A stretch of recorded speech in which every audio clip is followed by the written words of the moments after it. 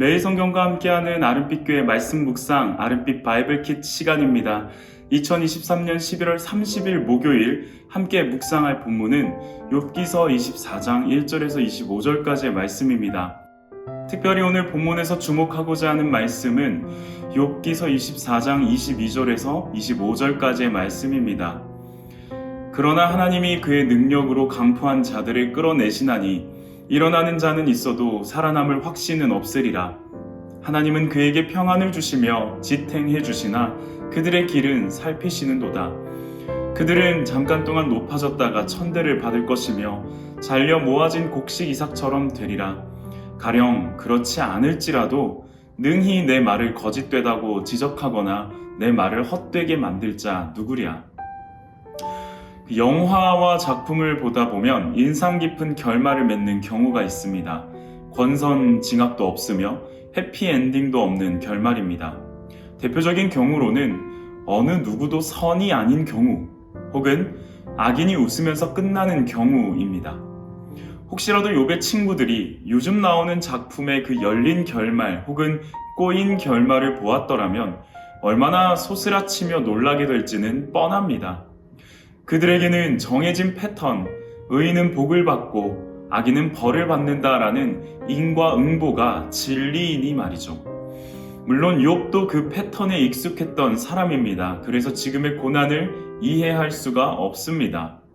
아무리 생각해봐도 지은 죄가 없는데 이토록 처절한 고난은 듣도 보도 못했으니 말이죠. 그런데 조금씩 시간이 지날수록 친구들과 욥의 대화가 무르익어 갈수록 욥이 가지게 되는 태도의 변화가 느껴지기 시작합니다. 의인에게 어떻게 고난이 있을 수 있는가 라는 외침에서 시작했던 그였지만 본문의 욥은 악인에게 반드시 심판이 있어야 할 테지만 그렇지 않을 수도 있겠다로 흘러갑니다. 물론 그렇다고 해서 의인에게도 고난이 있을 수 있다의 반응은 아닙니다. 그러나 조금은 자신의 패턴, 인과응보로 인한 고민의 문제를 이해해 보려는 시도로 나타납니다. 하나님은 반드시 악인을 심판하실 테지만 그렇지 않을 수도 있겠다라고 말이죠. 오늘 본문 욥의 생각을 살펴보며 우리가 묵상해야 할 지점을 주목해 보기 원합니다. 어제 본문에 이어서 욥은 1절부터 친구들의 말을 반박하기 시작합니다. 친구들은 모두 스스로를 지혜자로 여기고 있습니다. 이 당시의 지혜자란 세상의 이치와 질서를 깨닫고 하나님의 뜻을 아는 자들입니다. 그런데 욥이 말합니다. 너네 하나님을 안다면서 어찌 자신의 날, 죽을 날도 미리 예측하지 못하는가? 인과응보라는 정해진 패턴에 따라 하나님께서 세상을 이끌어 가시는 것과 그 패턴에는 결코 예외가 있을 수 없다라는 친구들의 태도에 대해 욥은 지적합니다. 인과응보라는 규범은 존재하나 인간이 그 규범을 제대로 인식할 수 없다면 그것은 곧 한 인간에게는 규범으로 존재하지 않는 것과 마찬가지라는 점을 지적합니다. 공공이용시설, 간혹 식당 같은 곳에서 고래고래 소리를 지르면 안 되는 암묵적 질서가 있습니다. 하지만 이제 21개월 된 제 아들이 이 질서를 인식할 수 없어서 고래고래 소리를 지른다면 이 아이에게는 암묵적 질서가 존재하지 않는 것과 마찬가지 아니겠습니까? 그러한 면에서 욥의 친구들은 인간의 한계에 대하여 인식하지 못하고 있는 것 같습니다.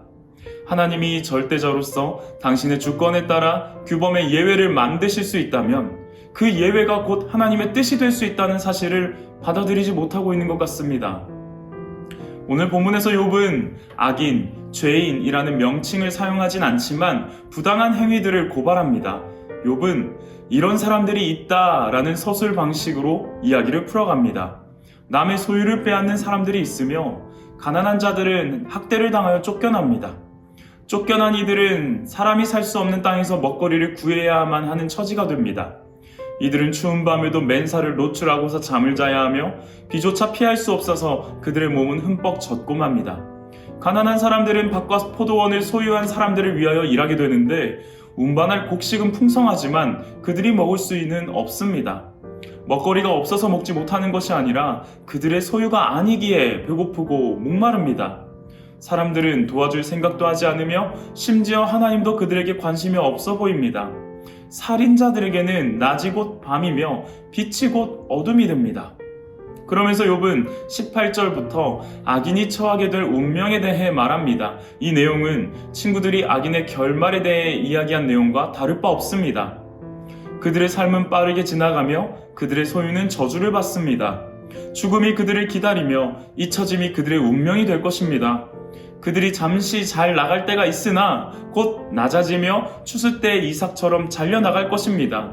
그런데 욥은 친구들과는 다른 차이점을 하나 보여주고 있습니다. 이런 강포한 자들을 인도하시는 분도, 그들에게 평안을 주시며 그들의 의지가 되시는 분도 바로 하나님이시라는 것입니다. 욥은 하나님의 절대 주권에 대한 시각을 악인의 범주까지 넓혀가고 있습니다. 모든 것을 하나님께서 관할하시며 모든 일이 하나님의 뜻 안에서 이루어진다는 고백입니다. 욥의 인식과 친구들의 인식 사이에서 큰 차이점을 보이는 하나의 표현이 등장합니다. 가령 그렇지 않을지라도.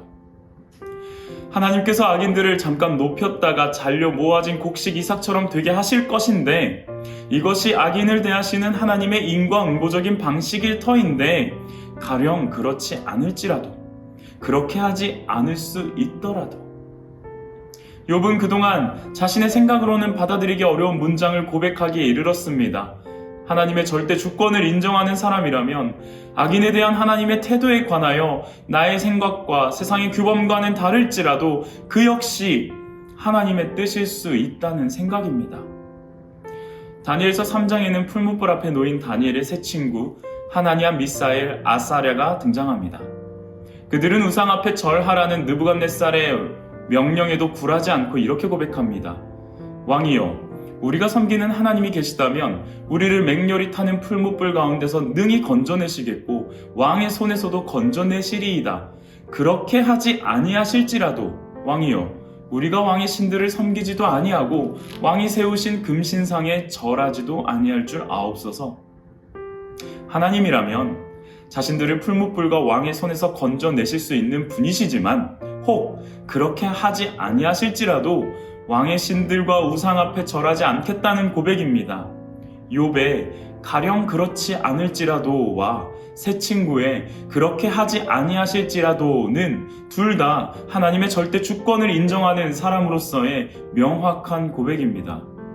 악인이 벌을 받지 않더라도 하나님의 뜻을 인정하며 받아들이는 모습, 의인이 복을 받지 않더라도 하나님의 뜻을 인정하며 받아들이는 모습, 어쩌면 우리 때에 악인의 벌과 의인의 복이 이루어지지 않더라도 하나님의 때를 신뢰한다는 모습, 하나님의 절대 주권을 인정하는 우리의 태도가 되어야 할 것입니다. 끝으로 제가 아버지와 나누었던 이야기를 하나 들려드리고자 합니다. 한 번은 혈기왕성한 신학도로서 아버지께 흥분 섞인 질문을 던진 적이 있었습니다. 아버지, 신대원에 오셔서 설교하는 목사님들은 하나같이 이렇게 말씀하십니다. 우리 때는 교회 세우기도 어렵지 않았고 목회자들에 대한 평가도 나쁘지 않았고 무엇보다 기독교에 대한 인식도 나쁘지 않았는데 자네들의 때는 정말 너무 힘들 거야. 현직에 계시는 목회자분들도 절망적인 때라고 이야기하시는데 그렇다면 저 같은 신학도가 목회자가 될 필요가 있겠습니까? 절망의 때에 힘겨운 상황을 그대로 살아가야 하는데요. 약 올리는 것도 아니고 그게 뭡니까? 그때 아버지께서 저를 두고 하시는 여러 말씀 끝에 이런 이야기를 하셨습니다. 아들아, 야구를 보다 보면 말이다. 이미 점수차가 너무 크게 나서 도무지 역전할 여력조차 없는 그런 경기가 있다. 그런데 그때 반드시 필요한 사람이 있더라. 패전 처리 투수다. 패배를 뒤집기 어려운 경기에서 남은 경기를 책임지기 위해 등판하는 투수다.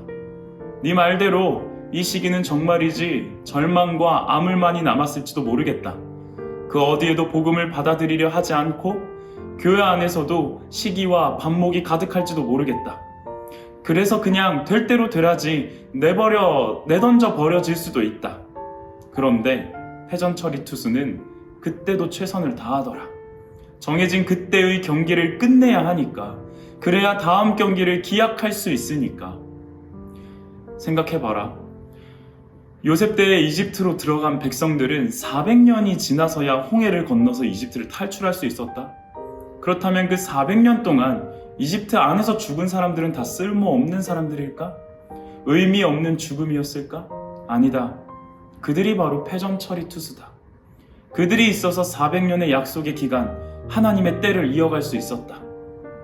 신영아, 하나님의 때는 너의 순간에 오지 않을 수도 있다. 아니, 오지 않아도 괜찮다. 그래도 묵묵히 패전 처리를 할지라도 등판하시게 하심에 감사하며 그 길을 걸어가는 것, 그것이 하나님의 절대 주권을 인정하는 우리들의 삶의 자세다. 너의 때에 모든 것을 이루고자 욕심내지 말거라. 하나님의 때는 내가 원하는 때에 오는 것이 아니다. 하나님의 때는 하나님만이 아시며 하나님만이 이루신다. 함께 기도하겠습니다. 패전 처리 투수여도 괜찮습니다. 하나님이 감독하시는 경기에서 살아갈 수 있다면 결국 모든 경기의 최종 승리는 하나님과 하나님의 나라가 될 것이 분명하기에 괜찮습니다. 오늘도 우리의 삶에서 그렇게 하지 않으실지라도 하나님의 뜻에 감사하기 원합니다. 오늘도 우리의 삶에서 가령 그렇지 않을지라도 하나님의 때를 인정하기 원합니다. 하나님의 절대 주권, 철저히 내 생각과 내 중심과 내 계산이 아닌 하나님의 나라와 하나님의 방식과 하나님의 뜻과 하나님의 때를 기대하며 바라봅니다. 감사합니다. 지금도 살아계신 예수 그리스도의 이름으로 기도합니다. 아멘.